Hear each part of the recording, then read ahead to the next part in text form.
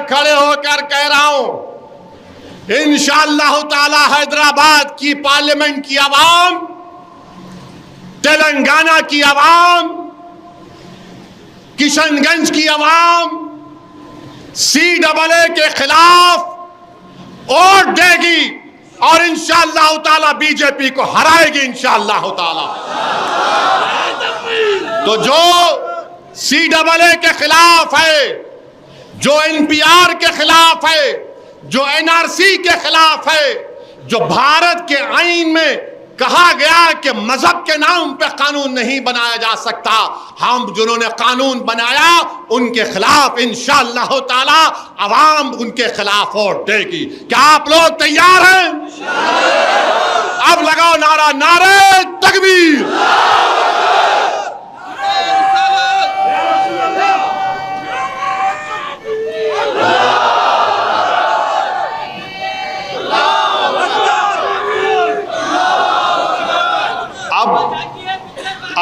अब क्या हो रहा है? अब आप देखेंगे इसी वजह से असदुद्दीन ओवैसी के खिलाफ, मजलिस से खिलाफ, हैदराबाद की गयूर आवाम के खिलाफ है। इन्हें सबको भड़का था। मैं भड़काया आप लोगों को? मैं सच्चाई को बयान किया हूं, मगर मोदी जी, अमित शाह, RSS वालों में दिखता इन्हें भड़का रहा है। मैं सच्चाई को बयान किया हूं। हैदराबाद की आवाम कभी CAA के मानेगी नहीं, उसके खिलाफ वोट देगी इंशाअल्लाह ताला। ये और हम उम्मीद करते हैं कि हमारे नए चीफ मिनिस्टर भी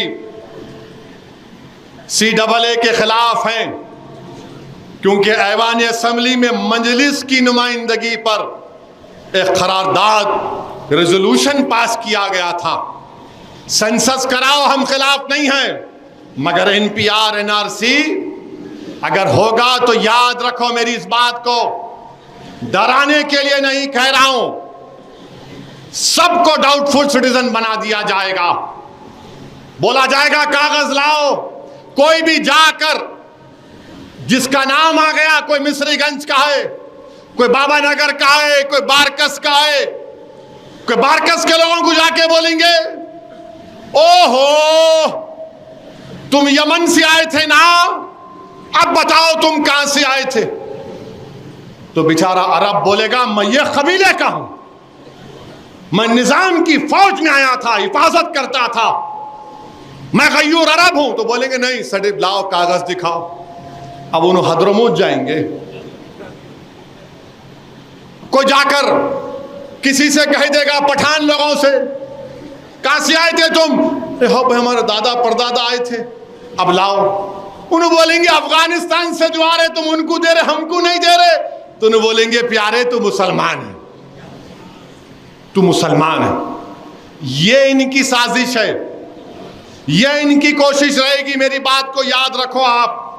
मुझे अंदाजा है और आपको भी अंदाजा है कि आज की इस तकरीर के बाद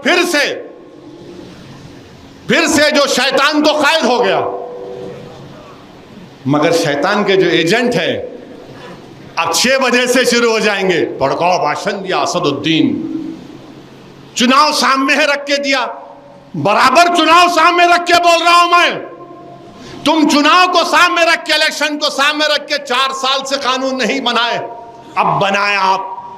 मैं तो शुरू से बोल रहा हूं, भारत की पार्लियामेंट में किसी ने उस कानून को फाड़ा तो हैदराबाद की आवाम ने उस कानून को फाड़ा था। मेरे अजीज दोस्तों और बुजुर्गों, ये बात आपको ज़हन नशीन करना है। वतन अजीज में हर चीज हमारे खिलाफ बनाई जाती है। क्या हमारा हिजाब इनके लिए खतरा, हमारा गोश्त इनके लिए खतरा, हलाल गोश्त खतरा? हलाल सर्टिफिकेट क्यों देते आप?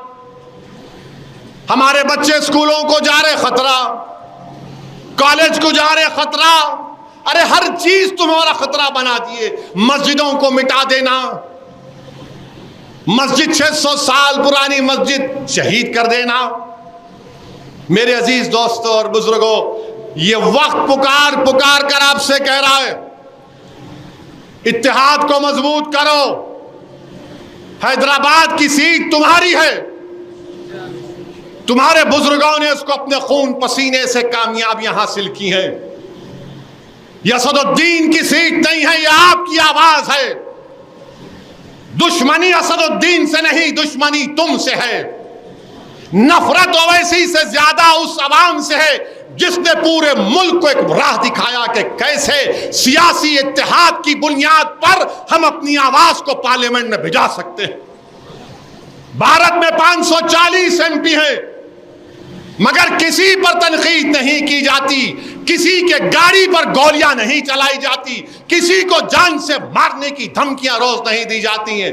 क्यों दी जाती है? क्योंकि आपका इत्तेहाद, आपका शऊर इनको पसंद नहीं आता। तो कोई आकर कहता है हैदराबाद में सर्जिकल स्ट्राइक, कोई आकर कहता है हैदराबाद में वो घुसपैठी, हैदराबाद में रोहिंग्या। अरे हम कहां जिम्मेदार हैं इसके? हाँ, एक बात तो आपने देखा होगा, भारत के वजीर आजम यूएई गए, यूनाइटेड अरब एमिरेट्स, वहां के बादशाह से मिले, इतनी अच्छी मोहब्बत के मजाहरे करे। जैसा उन प्लेन से उतरे, लपट। अजीब मामला, ऐसा गले लपटे उस शेख से, उन्हें भी समझा वो क्या मोहब्बत है भाई। मगर वह देश के वजीर आजम, 17 करोड़ मुसलमान इस देश के बाइज्जत शहरी हैं। आखिर हमारी बच्चियों का हिजाब से नफरत क्यों? हमारी मस्जिदों से नफरत क्यों? हमारे खाने से नफरत क्यों? हमारी सियासी आवाज़ से नफरत क्यों? हमारे इत्तेहाद से नफरत क्यों? हमारी शनाख्त से नफरत क्यों? हमारी मजहबी शनाख्त से नफरत क्यों? हमारी मस्जिदों से नफरत क्यों? और आप ट्रिपल तलाक का कानून बनाएं।